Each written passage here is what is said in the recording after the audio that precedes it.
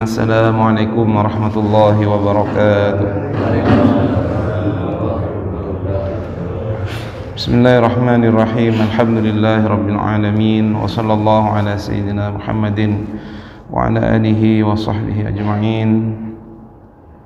Nawaitu at-ta'alluma wat ta'lim wal ifada wal istifada wal hatha ala at-tamassuki bi kitabillahi wa sunnati rasulih والدعاء إلى الهدى والدلالة على الخير ابتغاء مرضات الله وقربه وثوابه سبحانه وتعالى رب يسر ولا تعسر رب تمم بالخير. Amma ba'd, alhamdulillah rabbil alamin. Puji syukur kepada Allah subhanahu wa ta'ala. Di pagi hari ini, di waktu yang sangat barakah ini, kita masih diberikan nikmat oleh Allah subhanahu wa ta'ala, diberikan kita oleh Allah subhanahu wa ta'ala pertolongan, ma'unah dari Allah subhanahu wa ta'ala, sehingga kita bisa melaksanakan sholat subuh secara berjamaah. Dan insyaallah akan kita lanjutkan dengan majelis ta'lim, yaitu pembacaan kitab hikam yang dikarang oleh Syekh Ibnu Athaillah As-Sakandari. Mudah-mudahan apa yang kita lakukan ini menjadi pemberat amal kita nanti di akhirat. Amin Allahumma amin. Kita akan melanjutkan hikmah yang ke-30 daripada kitab Al-Hikam karangan Syekh Ibnu Athaillah As-Sakandari. Qala al-musannifu rahimahullahu ta'ala wa nafa'ana bihi wa bi'ulumihi wa amaddana bimadadihi wa hafadha alaina bibarakatihi wa asrarihi fid dharain amin. Ila anqal yunfiq dhu sa'atin min sa'atihi alwasiluna ilaihi wa man qudira alaihi rizquhu as-sa'iruna ilaihi. Liyunfiq dhu sa'atin min sa'atihi. Hikmah yang ke-30 berbunyi, liyunfiq, hendaklah menginfakkan, dhu sa'atin, orang yang mempunyai kelapangan, min sa'atihi, dari kelapangannya. Alwasiluna ilaihi, maka mereka adalah orang-orang yang telah sampai kepada Allah. Wa man qudira alaihi rizquh, adapun orang yang kemudian dibatasi kepadanya rizkinya, as-sa'iruna ilaihi, adalah orang yang sedang menempuh perjalanan kepada Allah subhanahu wa ta'ala. Apa makna dari hikmah yang ke-30 ini? Maknanya adalah seperti yang sudah kita jelaskan. Ada dua jenis golongan manusia yang sedang menempuh jalan kepada Allah subhanahu wa ta'ala. Ada golongan yang sudah sampai kepada Allah, orang yang kemudian bisa mengetahui atau sampai kepada Allah, sampai kepada maqam atau derajat ma'rifatullah, karena mereka sudah disebut dengan wasilun, orang yang sudah sampai kepada Allah subhanahu wa ta'ala. Maka orang yang sudah sampai kepada Allah subhanahu wa ta'ala ini, yang sudah mendapatkan ma'rifatullah, dikatakan di sana liyunfiq dhu sa'atin min sa'ati, hendaklah dia menginfakkan dari kelapangannya. Orang yang mempunyai kelapangan hendaklah menginfakkan dari kelapangannya itu. Maksudnya bagaimana? Ketika orang yang sudah sampai kepada Allah, sudah mengenal hakikat Allah,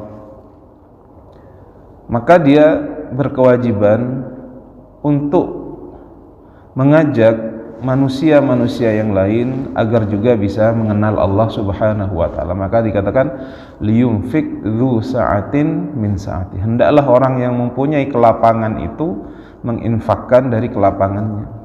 Bagaimana caranya?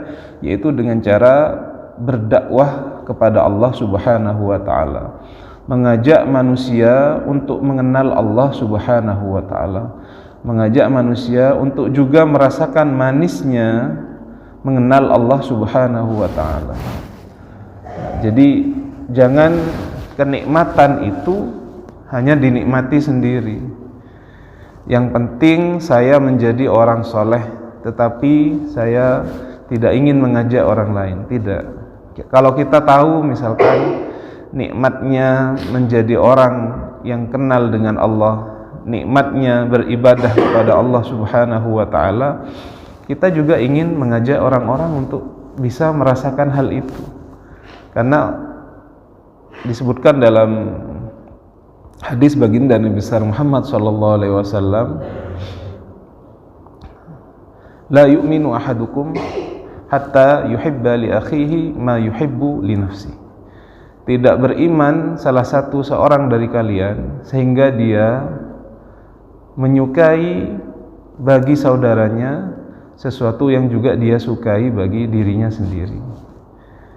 Kita sudah merasakan nikmatnya sholat berjamaah misalkan. Kita sudah menikmati nikmatnya bersedekah, kelapangan hati. Kemudian nikmatnya hidup ketika kita gunakan hidup kita ini ikhlas beribadah kepada Allah, kita dapat merasakan itu. Tapi tentunya bagi orang muslim disebutkan tadi, dia tidak beriman dengan sempurnanya iman sehingga dia mencintai bagi saudaranya sesuatu yang dia cintai bagi dirinya. Saya sudah merasakan nikmat ini, maka saya ingin mengajak orang-orang atau orang terdekat saya untuk juga bisa merasakan ini. Wa man ahsanu qawlan mimman da'a ila Allahi wa 'amila shalihan. Siapakah gerangan orang yang paling baik perkataannya kecuali orang yang mengajak kepada Allah Subhanahu wa taala. Maka berdakwah ini sebenarnya bisa kita lakukan, semua dari kita bisa melakukan ini. Bukan dakwah ini adalah haknya atau hanya domainnya para ustadz, domainnya alumni-alumni Timur Tengah, alumni Yaman, alumni Mesir, alumni Saudi mungkin. Saya kan hanya pegawai, Ustaz. Saya kan tidak ngerti agama. Bagaimana saya berdakwah? Jadi berdakwah itu adalah mengajak manusia yang lalai kepada Allah untuk ingat kepada Allah. Maka sekarang banyak sekali lahan terbuka di sini. Mungkin saya sampaikan di sini, ya dakwah itu ya, sesuatu yang sangat mudah kita lakukan. Ya, termasuk sekarang profesi apapun itu yang mungkin bisa kita jadikan sarana berdakwah kepada Allah Subhanahu wa taala. Ingin mengajak kita kepada Allah. Kita nggak ingin merasakan nikmat mendekat kepada Allah hanya kita rasakan sendiri. Ya. Mungkin pernah saya rasakan bagaimana seorang sopir, saya pernah cerita juga, sopir itu ketika waktunya sholat maka dia berhenti di depan masjid dan mempersilahkan yang ada di sana untuk sholat. Itu juga dakwah kepada Allah Subhanahu wa taala. Dakwah kepada Allah Subhanahu wa taala. Bahkan ya, kemarin itu ya ada profesi misalkan tukang pijet. Tapi biasanya ketika memijat ada obrolan-obrolan ringan. Ya, tukang pijet luar biasa. Ya, dia berdakwah kepada ya saya dipijat. Tapi ketika dia sedang memijat saya, iya kan di dunia ini kita perlu istighfar, luar biasa, bersalawat kepada Rasulullah SAW sambil mijat, berbanyak salawat. Kalau punya dosa ya beristighfar sama Allah sambil mijat. Ya, bisa juga seperti itu. Dan bukan hanya dakwah itu harus naik podium, tidak naik podium atau kemudian dia menjadi seseorang yang punya jadwal pengajian, tidak. Semua hal yang kita harapkan untuk mengajak manusia menuju kepada Allah Subhanahu wa taala itu adalah dakwah.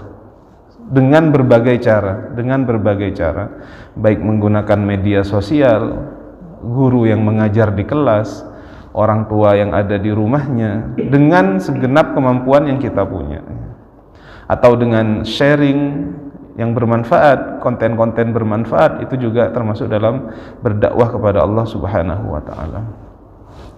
Wa man qudira alaihi rizquhu, adapun orang yang kemudian ditakar rizkinya, as-sairuna ilaih, maka mereka adalah orang yang sedang menuju kepada Allah Subhanahu wa taala. Maka kalau orang masih berusaha untuk menuju kepada Allah Subhanahu wa taala, bukan masuk kepada derajat al-wasilun yang sudah sampai kepada Allah, sudah merasakan ma'rifatullah, maka dia hendaklah menginfakkan sesuatu dari bagian yang dia terima itu. dia dapatnya sedikit, ya sudah, itu juga berusaha kita sampaikan kepada orang lain. Kita juga berusaha untuk menyampaikan hal itu kepada orang lain. Itu hikmah yang ke-30. Kemudian hikmah yang ke-31. Ihtada ar-rahiluna ilaihi bi anwarit tawajjuhi wal wasiluna lahum anwarul muwajahati fal awwaluna lil anwar wa haula'i al anwaru lahum li'annahum lillahi la li syai'in dunahu. Qulillahu thumma dharhum fi khawdihim yal'abun.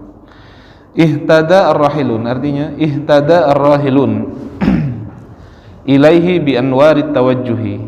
Ihtada mencari petunjuk, ar-rahiluna ilaihi orang yang sedang menempuh jalan kepada Allah, bi anwarit tawajjuhi dengan cahaya-cahaya tawajjuh. Wal wasiluna lahum, wal wasilun lahum anwarul muwajahalah. Adapun orang-orang yang sudah sampai kepada Allah, lahum bagi mereka anwarul muwajahah, cahaya perjumpaan dengan Allah Subhanahu wa taala. Fal awwaluna lil anwar, maka golongan yang pertama tadi lil anwar, mereka sedang mencari cahaya. Wa haula, adapun mereka, maksudnya orang yang sudah sampai kepada Allah, al anwaru lahum, mereka sudah memiliki cahaya itu. Li'annahum lillahi la li syai'in dunahu, karena mereka lillahi, karena Allah, la li syai'in dunahu, tidak untuk sesuatu selain Allah.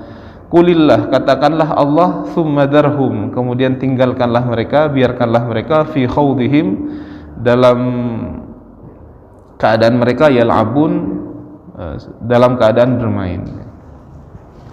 Hikmah yang ke-31 ini sebenarnya juga mirip dengan hikmah yang ke-30 dan 29, menjelaskan tentang dua golongan orang yang sedang menuju kepada Allah Subhanahu wa taala. Disebutkan di sini ar-rahilun. Ar-rahilun ini golongan salik, orang yang sedang menempuh jalan menuju Allah. Ar-rahil ini orang yang sedang menempuh jalan kepada Allah Subhanahu wa taala, mereka menggunakan petunjuk dengan cahaya-cahaya tawajjuh. Ya, cahaya tawajjuh seperti misalkan kita melaksanakan ketaatan kepada Allah Subhanahu wa taala, mencari dalil dengan logika kita untuk bisa menyampaikan kita bahwasanya dunia ini tidak diciptakan dari ketiadaan, bahwasanya dunia ini diciptakan oleh Allah Subhanahu wa taala. Kita selalu berupaya begitu. Misalkan ada keraguan dalam diri kita, tetapi bukan keraguan kepada Allah, yang disebut oleh golongan akademisi itu keraguan metodologis. Tidak ada masalah. Saya kenapa berada di dunia ini? Ini bukan orang tersesat ya. Kemudian tiba-tiba kita berpikir, merefleksikan diri, kenapa saya berada di dunia ini? Untuk apa saya berada di dunia ini? Apa tujuan saya diciptakan? Ini bukan kemudian dengan berpikir ragu seperti ini Anda tidak percaya Tuhan, enggak. Bukan tidak percaya Tuhan, tapi itu keraguan yang ingin kita sampaikan untuk menuju kepada keyakinan. Tidak ada masalah orang melalui proses ragu itu, karena untuk menjadi yakin kita harus ragu terlebih dahulu. Ini kenapa tercipta keteraturan yang sangat luar biasa di alam semesta ini. Bintang, bulan, planet-planet beredar. Ini masa kebetulan ya, tiba-tiba mereka berputar-putar sendiri, teratur dengan sendirinya, tidak bertabrakan satu dengan lain. Bulan tetap berada di orbitnya, matahari di orbitnya, bumi berada di orbitnya. Ini masa tiba-tiba tercipta sendiri, muter-muter sendiri, tidak ada yang menciptakan. Lawang saya aja di dunia ini, masjid yang ada di depan kita ini, kalau kita katakan Masjid Al-Amin ini, tiba-tiba pada tahun 90-an, tiba-tiba batu-batu datang ke sini, semen-semen datang ke sini, mereka tumpuk menumpuk menjadi satu, tiba-tiba terjadilah Masjid Al-Amin. Logis enggak? Masuk logika kita enggak? Enggak mungkin. Masjid ini pasti ada tukang, pasti ada arsiteknya, pasti ada orang yang membangun. Ini Masjid Al-Amin saja yang kecil ini ada yang membuat.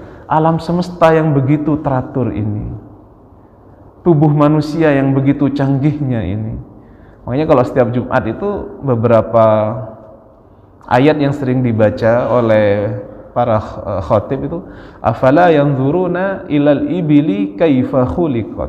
Apakah engkau tidak melihat, artinya berpikir, afala yanzuruna ilal ibili, bagaimana ibil itu, bagaimana unta itu, kaifa khuliqat, bagaimana dia diciptakan. Kita diajak berfikir oleh Al-Qur'an.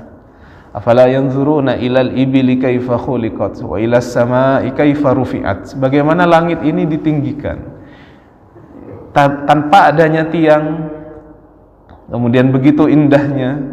Apakah terjadi begitu saja? Al-Qur'an kalau kita membacanya, kita diajak oleh Allah Subhanahu wa ta'ala untuk berpikir secara retoris. Benarkah bagaimana penciptaan bumi ini? Bagaimana penciptaan gunung? Wal jibala autada, wal jibala autada, katanya Allah, dan kami menjadikan gunung-gunung itu sebagai pasak. Maka ilmu pengetahuan modern mengatakan, andaikan tidak ada gunung, maka bumi ini akan berada dalam kondisi sering goncang, sering bergerak, karena inti bumi itu adalah mahma yang cair, baru kemudian ada lapisan-lapisan yang mengeras. Andaikan tidak ada gunung yang sebagai pasak, ini bumi ya kayak goncang terus, gempa bumi terus, lindu ya kata orang Jawa. Makanya Allah menjadikan wal jibala autada, kita jadikan gunung-gunung itu sebagai pasak di bumi ini. Pasak itu kan kalau kita berkemah, perlu kita untuk tenda itu kemudian tidak goyah diterpa angin, kita harus memasukkan besi ataupun kayu, kita tancapkan ke bumi sebagai untuk kita mengikat tali. Itu namanya pasak. Andaikan tidak ada gunung, ini ilmu pengetahuan modern mengatakan, maka bumi ini akan selalu gempa. Nah, kalau kita percaya akan hal yang benar ya. Padahal Al-Qur'an 1400 tahun yang lalu diwahyukan kepada Nabi Muhammad, ilmu pengetahuan masih sangat tidak mengenal hal itu, dikatakan wal jibala autada, dan kami jadikan gunung-gunung itu sebagai pasak. Baru 1400 tahun kemudian ilmu pengetahuan modern baru mengungkap fenomena itu. Nah, ini kalau bukan Allah Subhanahu wa ta'ala sebagai pencipta langit dan bumi ini, maka tidak akan bisa mengungkap hal itu. Nah, kita berusaha seperti itu, berusaha mempelajari Al-Qur'an dan membaca. Bukan hanya membaca Al-Quran, tapi membaca alam ini, karena Iqra itu bukan hanya membaca Al-Quran, tetapi juga kita membaca alam raya ini, melihat kepada diri kita sendiri. Unta itu, bapak-bapak, ibu-ibu, adalah makhluk yang sangat pas, yang diciptakan oleh Allah Subhanahu wa ta'ala untuk tinggal di gurun pasir. Dari tapak kakinya itu sudah diciptakan oleh Allah Subhanahu wa ta'ala ibil ya. Afala yanzuruna ilal ibili kaifa khuliqat, di yang kita baca sering di hari Jumat. Tapak kakinya ketika menapak padang pasir sudah diciptakan sedemikian rupa oleh Allah Subhanahu wa ta'ala agar bisa menapak dengan baik. Kalau bentuk kakinya unta mungkin mirip sama sapi, ya bisa sering terperosok karena unta ada di padang pasir. Bulu matanya unta itu lebih tebal dari bulu mata hewan-hewan yang lain. Kenapa? Karena untuk mencegah pasir-pasir masuk kepada matanya. Unta itu punya punuk. Yang punuk itu adalah lemak, sumber lemak yang dijadikan cadangan energi, karena di padang pasir sumur air tidak tersedia di mana-mana. Kulitnya, semuanya. Maka ini kalau bukan Allah yang menciptakan, makanya kenapa di Indonesia nggak ada unta, karena memang iklimnya nggak seperti ini, iklimnya tidak seperti ini, tidak seperti ekstrim di padang pasir. Maka yang di padang pasir yang cocok adalah unta. Nah, ini kalau bukan Allah Subhanahu wa ta'ala yang menciptakan sehingga dia beradaptasi cocok dengan iklim gurun, ini siapa lagi? Semua ini unta, belum hewan yang lain, belum tubuh manusia, ila akhirih. Maka kita berusaha begitu ya. Kita ini masih dalam salik, sedang menuju kepada Allah atau rahil. Wal wasiluna lahum anwarul muwajah. Adapun orang yang sudah sampai derajat ma'rifatullah, sudah mengenal Allah Subhanahu wa taala, lahum bagi mereka anwarul muwajah. Mereka mempunyai cahaya-cahaya perjumpaan dengan Allah. Jadi kalau yang pertama kita berusaha mendekat kepada Allah, adapun orang yang ma'rifat dengan Allah itu mereka berdalil dengan Allah sehingga menunjukkan kepada segala sesuatu yang lain. Adapun kita melihat alam raya ini untuk menyampaikan kita bahwasanya alam raya ini ada yang menciptakan, yaitu Allah Subhanahu wa taala. Maka kita disebut salik atau ar-rahilun. Kita melihat diri kita, melihat unta, melihat alam raya ini, baru kita sampai kepada kesimpulan pasti ada yang menciptakan ini. Maka kita disebut salik. Adapun orang yang wasil, orang yang sudah sampai kepada derajat ma'rifatullah, mereka berdalil dengan Allah, baru setelah itu mereka mengetahui ciptaan-ciptaan Allah. Ini bedanya, karena mereka sudah punya anwarul muwajahah, cahaya perjumpaan dengan Allah. Mereka berdalil dengan Allah Subhanahu wa taala terlebih dahulu untuk membuktikan hal lain. Adapun kita melihat makhluknya, melihat fenomena alam, baru menyampaikan kita kepada Allah Subhanahu wa taala. Fal awwaluna lil anwar, maka golongan pertama tadi ar-rahilun atau as-salikun tadi, mereka sedang mencari cahaya. Kita sedang mencari cahaya untuk menyampaikan pemahaman kita kepada Allah Subhanahu wa taala. Adapun golongan kedua, merekalah yang memiliki cahaya. Wa haula al-anwaru lahum. Beda ya. Orang yang mencari cahaya, misalkan begini, di kamar sedang mati lampu. Maka apabila salah satu dari kamar di rumah kita itu ada cahaya HP, maka kita bisa sampai ke kamar itu dengan menggunakan bias-bias cahaya itu yang terpantul ke tembok-tembok untuk sampai kepada kamar itu. Ini salik, mencari cahaya. Adapun orang yang sudah sampai kepada Allah, merekalah pemilik cahaya itu. Tidak usah mencari lagi, cahayanya sudah tahu. Ini pasti Allah dahulu, baru yang lain. Mereka berdalil dengan Allah terlebih dahulu, baru segala ciptaan ini ada. Li'annahum lillahi la li syai'in dunahu, karena mereka lillahi, untuk Allah, la li syai'in dunahu, tidak untuk selain Allah. Qulillah tsumma dzarhum fi khawdihim yal'abun. Nah, ini